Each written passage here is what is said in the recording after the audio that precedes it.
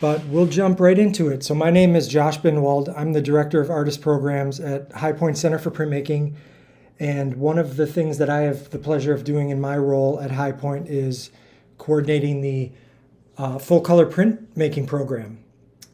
And first, in case you're unfamiliar with High Point, I want to provide just a little bit of background about our organization. So we're a nonprofit arts organization, and we are an art space dedicated specifically to printmaking. Our mission, summarized, reads dedicated to the appreciation, promoting the appreciation and understanding of fine art printmaking. And we do that essentially through 4 program areas. The first one is High Point Editions, and that is what we call a professional print studio. It's a collaborative studio that's under the roof of High Point with all of our other programs.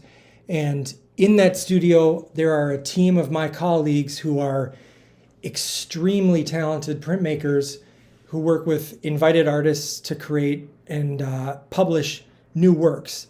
These are original works, so they're not reproductive. What I mean by that is artists don't bring us an existing work and say, I would like you to make a screen printed edition of 60 of this image. That does exist in the print world. I would refer to that as contract printing. Rather, what we do is collaborative printing. So the work that we make with artists is new. It's a generative process. We have a classroom on site as well. That's a dedicated space for learners of all ages. Quite literally, it cuts across every conceivable demographic, the people that we serve in the classroom. Everything from, ultimately pre-K up through some elder care facilities that we partner with in the area. And all of the workshops and classes that we do in there are printmaking based. Going out of order here because the Artist Cooperative is the last thing I want to talk about. We also have a gallery space. It is a 1,000 linear foot space that overlooks Lake Street. Lake Street being a major thoroughfare in uptown Minneapolis. It's a really visible space, so we get a lot of traffic from people just wandering by. It's got floor-to-ceiling windows in one of the rooms. It's really quite a marvelous space. And our exhibition program features print, of course, but both from internal programs as well as working with outside curators and collaborators to showcase contemporary printmaking. And then finally, the Artist Cooperative Print Studio. And that is a fully equipped printmaking studio. I like to think of it as the heartbeat of High Point for a couple of reasons. One, it's in the center of the building, and it's often the most lively space in the building. But two, the need for a community print space is what prompted High Point to be born. So those are the 2 reasons why I refer to it as the heartbeat.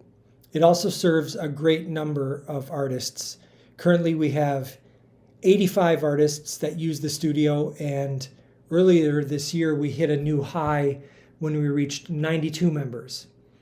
A lot of people who walk by on the street and stumble in and ask us about what we do, they have no idea what printmaking is. I always describe print as a niche art form, but one with a very loyal and dedicated following, as is demonstrated by the 90 or so people who pay a monthly fee to be able to use our facilities. So a little bit about the program that I'm here to talk to you about tonight. In the history of High Point, the co-op space has been white dominated. It's been largely white artists using that space. And this is not unique to High Point. However, it is something that we wanted to address. We knew that it was a long-standing issue the best way I can put it is our studio was not accurately reflecting the community in which we reside and the people in which we serve. And I'll try to put this succinctly. What that led us to do is a lot of listening and soul searching and working with people to try and identify reasons why that might be, and then from there, how can we address that? And from that work that took place, I probably started 7 or 8 years ago, I can't exactly remember, we formed a steering committee, and that committee was composed of people from communities of color, like those listed on the screen here, who have had some involvement with High Point. In some cases, they either were or were continuing to be co-op artists, in some cases employees, in some cases collaborators, curators, basically people within our community that we had already an existing relationship. We leaned on them first to help us determine what the reasons that High Point Studio was such a frankly lacking diversity, and then what are ways that we can address that. And from that was born the full color printmaking program.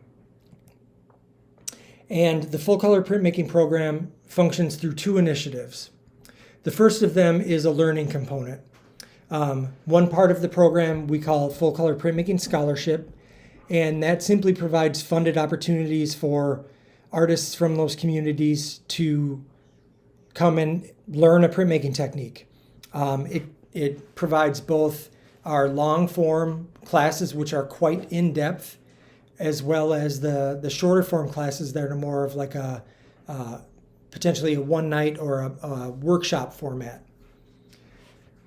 So this is not an application based program. The scholarship component is simply somebody wants to take one of these classes, they just fill out online on the class page, they fill out a scholarship request form, we field it, and we enroll them in the class. And then this is the part that you are all tuned in for tonight, and that is the Full Color Printmaking Fellowship. This is an application-based program, and it's for artists who already possess at least some level of demonstrable skill or experience with one or more of the traditional printmaking techniques, which are listed here, things like intaglio, lithography, screen printing, relief, monotype, letterpress. There's many more that I haven't listed, but basically any of the more traditional printmaking techniques, the ones that aren't done only digitally, satisfy the requirement that an artist possess some level of skill. And the reason that the full color printmaking fellows need to have some demonstrable level of skill is because ultimately one of the big benefits of this program, which I'll be talking about momentarily, is access to our co-op studio. And it's primarily a safety concern that in order to use the equipment and the materials for particular processes, an artist needs to demonstrate that they have some experience in doing so. All of our co-op members who wish to join the studio need to do that. A college degree is not a requirement for this program. Frankly, formal, I'm putting quotes around formal there, training in printmaking is also not a requirement. You can be a self-taught printmaker. There is no resume that's submitted. We don't ask for references or anything like that. So it's not specifically for printmakers who came through academia or anything like that. You're going to demonstrate your familiarity with or experience in printmaking through the images that you submit, as well as the responses that you provide to the application questions. This is everyone's favorite part, mine as well, the benefits of the program. So I briefly alluded to this a moment ago, saying that the primary reason our full color fellows need to have at least some level of demonstrable experience with printmaking is because they are granted 12 months of funded access to the cooperative print shop at High Point. And as I also alluded to, anyone who wants to use the studio has to, I hate to use the word prove because it sounds further elite, but our studio is not monitored in the sense that when staff is not there, our members use electronic keys to access the space. So it quite literally is a safety concern that in order to use the equipment or materials provided on various processes, the artist needs to show prior experience to that. Access is granted for the duration of the fellowship year, which begins October 1st and concludes September 30th. This is part of the slideshow where I just show you around the co-op. Many of you have probably been in the space, so I apologize if this is redundant. But this is actually a recent picture that I snapped just because I was excited to see so many people working at the tables at one time. That's kind of an unusual thing.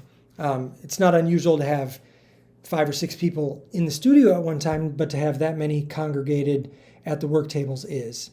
So as is demonstrated by this image, you can see there are work tables for doing things like drawing, ideating, working on plates, eating your lunch. In the background there's a little kitchenette with a microwave and a refrigerator and stuff like that. The partially open door behind Edson, the person who's facing us in the back, that's the classroom, just in case you were wondering. I'm not doing a full spatial tour, but since it's there, I'll point it out. This is the lithography area. We have 2 lithographic presses, 2 printing stations. In that cabinet in the middle, there's a whole library of rollers and brayers that can be used not only for lithography, but for other techniques as well. Those yellow boxes on the ground, those are just tools of accessibility. They're step stools, enabling people who need a little bit more lift for whatever they may be doing to safely get a little bit higher. There's also retractable ventilation you can see on the ceiling there so that fumes associated particularly with stone lithography can be vented out.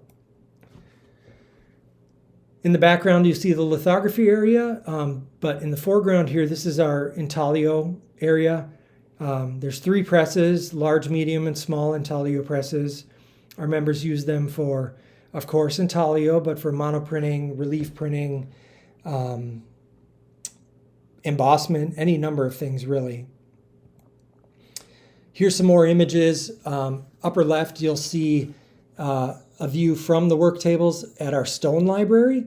So one of the unique things about the studio at High Point is not only do we have the equipment for printing lithographs, we have stones, limestones that our members can simply sign out during their membership and use them. That's a pretty unique thing in a community print shop. And the lower left here is screen printing. Screen printing is the most popular technique amongst our members. The space is also unfortunately the most confined. It's a little bit hard to photograph just because it's walled off from the rest of the co-op because of the noise that it generates. But there are 3 printing tables in there. You can see 2 of them. The one in the background that looks kind of complicated and funky is a printing table that enables the user to print quite large, up to 36 inches wide by, I believe, 70 inches long or thereabouts. And finally, this is the last image of the co-op. I'm just trying to give you guys a sense of kind of how the space is laid out. It's, for the most part, pretty wide open. Like I said, fully equipped for all of the foundational techniques. Another benefit of the fellowship moving beyond the co-op portion is the learning, development, and mentorship that comes with it. This is a pretty much self-guided, choose-your-own-adventure aspect of the fellowship. The fellows, when they're selected, are going to converse with me more than once, and we are going to try to determine together what is most beneficial to them for their fellowship experience. Is it primarily technical skill that they're looking to gain? Are they looking for professional development, like ways to monetize their artistic practice? Are they looking for critical feedback? Are they looking for, frankly, life skills like financial planning for artists? You know, whatever it may be. And then my job is to work with them and with our existing community to try to help identify opportunities for that to take place. So again, when the fellows are selected, this is very much, what's the word I'm looking for? They have a very active role in determining the scope of this benefit for them. It's like a la carte type menu. There is technical support available for the fellows. Technical support is really available for any of our co-op members. My colleagues in High Point Editions, as well as myself, are all very willing to help members troubleshoot and help them work through ideas. I would say that fellows get like that, but extra as far as technical support is concerned. There's a $500 stipend that each fellow is given, and this money can be used toward anything they want to. Materials, rent, car repair. I don't need to pull out any more examples. There are no limitations. We don't require a program budget or anything like that. You're given the money, and it's meant to offset costs in whatever way are most beneficial to you. Fellows get access to our High Point printmaking classes as well as one-on-one instruction. So very similar to the full color scholarship I mentioned, where artists can have fully funded opportunities to take part in our classes, the full color fellows also get that opportunity, as well as individual instruction, which is just like it sounds. If there's a technique you want to learn, or if you want to work with somebody to troubleshoot or dial something in a little bit more, we have a conversation, and it's either myself that will work with you or somebody else from the community that we can pair you up with. This is a former colleague of mine, Brian Wagner, working with some artists on, I think that's plate lithography.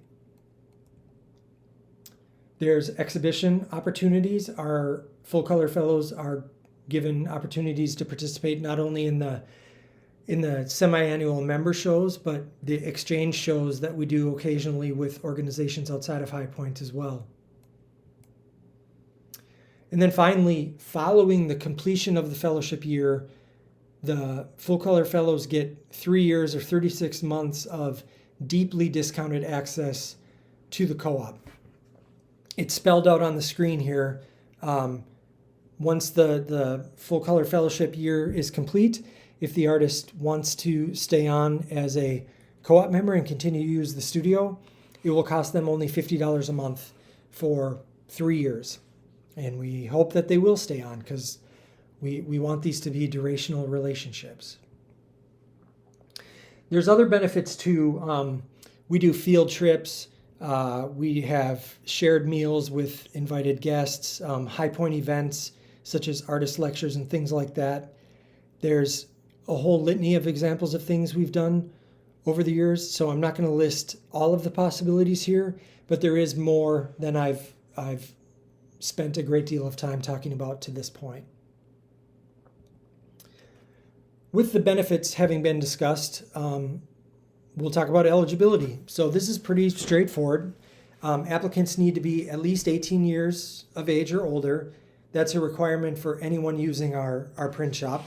So all of our co-op members need to be 18. It's a 100% a liability issue.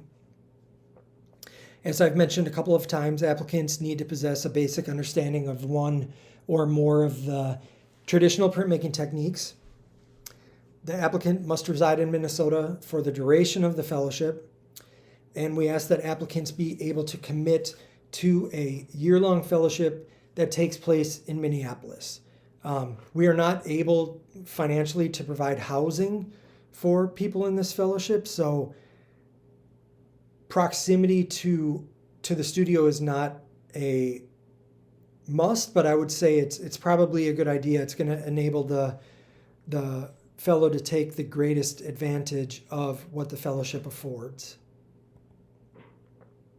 The responsibilities of the fellow are as follows. When the fellows are selected, I'm going to schedule an orientation with them to the studio.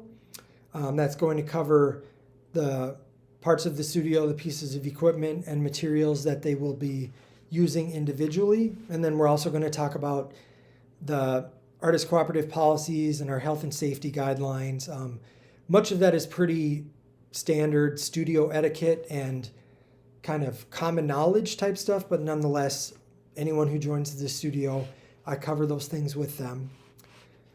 The artists will be expected to actively participate in the discussion to help shape their mentorship and professional development.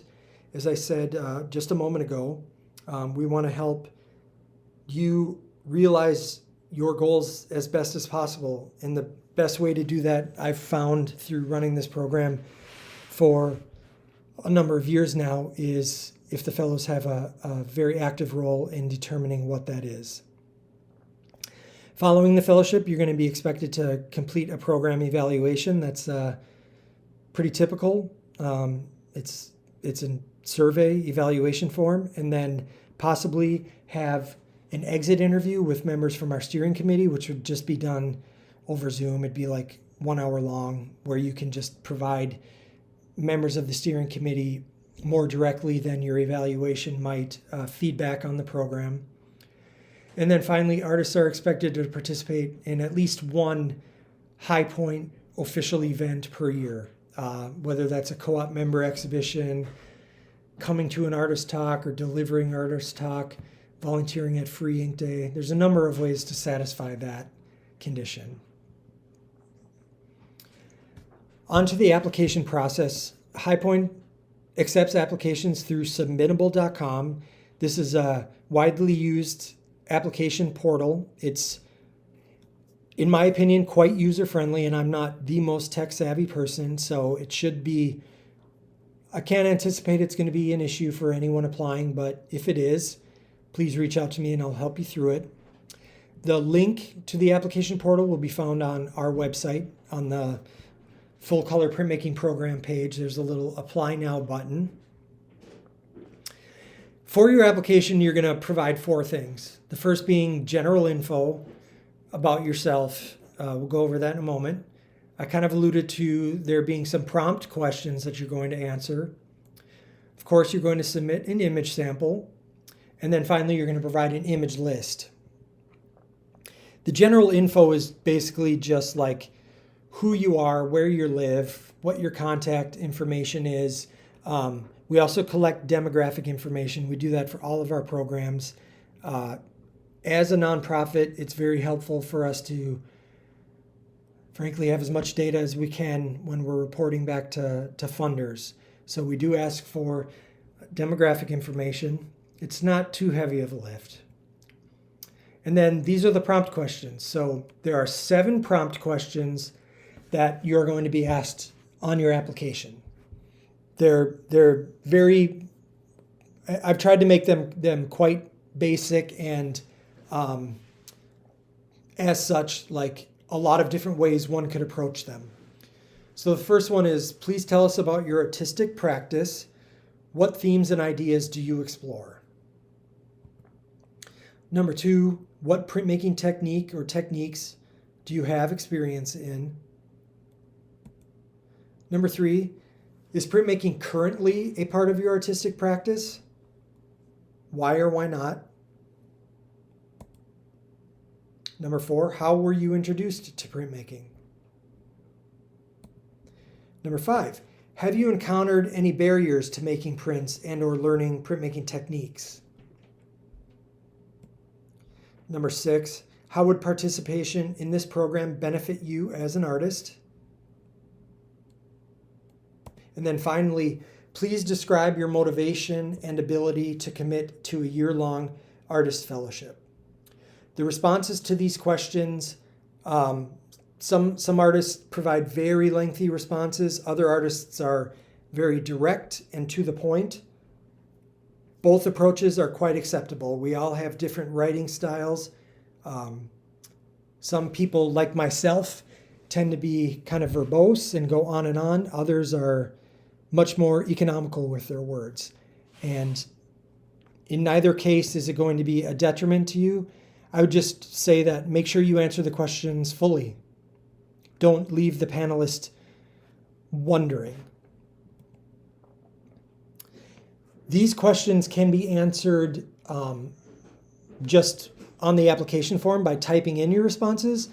However, if you prefer, we do give the option of recording an audio file or a video of you responding to these questions if your preference is to just speak as opposed to write.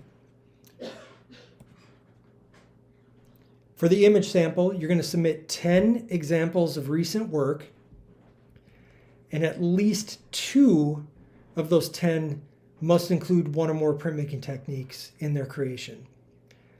The at least two works, they don't need to be prints in entirety. For example, they could be some combination of media, collage with acrylic paint and screen printing, oil on canvas with intaglio collage, or who knows, hopefully you understand the gist of what I'm saying is that we're not absolutists. The work we're looking for, we're not going to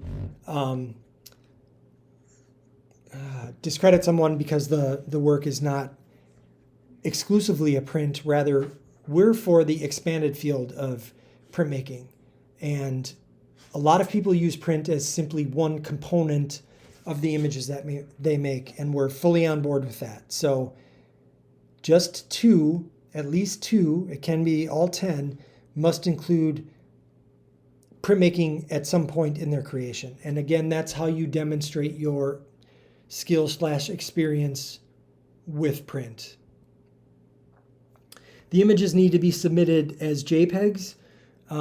However, we do allow video files too. Video files are helpful in the case of animations, or if you've had an exhibition that included some site-specific installation stuff.